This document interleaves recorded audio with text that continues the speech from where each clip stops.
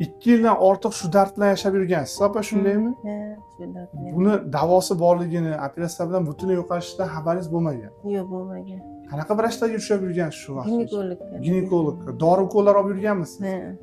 O'zgarish sezganmisiz shunda? Necha bo'lgan, endi bu darajaga bo'lishimga endi bir yil shu Bil kuchayib ketdi. kuchayib ketdi.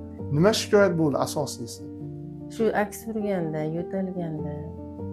Siz tutolmaysiz. Hı.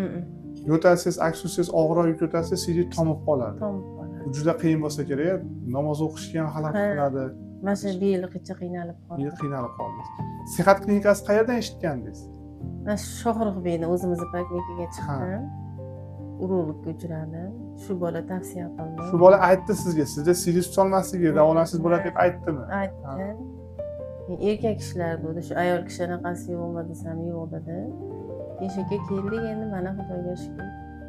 Yaxshiman. Operatsiya bo'lganingiz necha kun bo'ldi? Bugun 3-kun. 3-kun. Shu uyga javob berib olishyapti. Uyga javob beryapti. Zo'r, ko'rsatmayman. Endi sizga o'xshab siz tutolmasligi bilan yashab yurgan ayollar ko'p O'zbekistonda. Ko'pi xuddi sizdek buni davosi borligini ham bilishmaydi.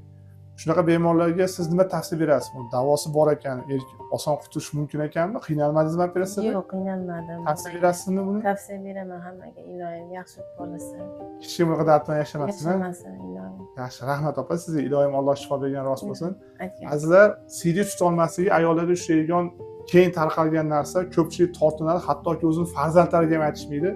Opamiz ham shu narsa bilan 2 yil yashab kelgan va sihat klinikasiga kelgan. Bu yerda Boburjon Ergashev Germaniya tibbiyot fanlar doktori unvoniga ega bo'lgan va malaka oshirgan vrachimiz bu operatsiyani o'tkazadi va bemor 3 kunda oyog'iga turib, o'z oyog'i bilan yurib uyiga ketadi. Agar sizni ota-onalaringizda, yaqinlaringizda CD tutolmaslik muammosi bor bo'lsa, quyidagi raqamlarga qo'ng'iroq qiling, shifokorimiz konsultatsiyaga yozilinglar va sihat klinikasiga murojaat eting. Rahmat hammaga.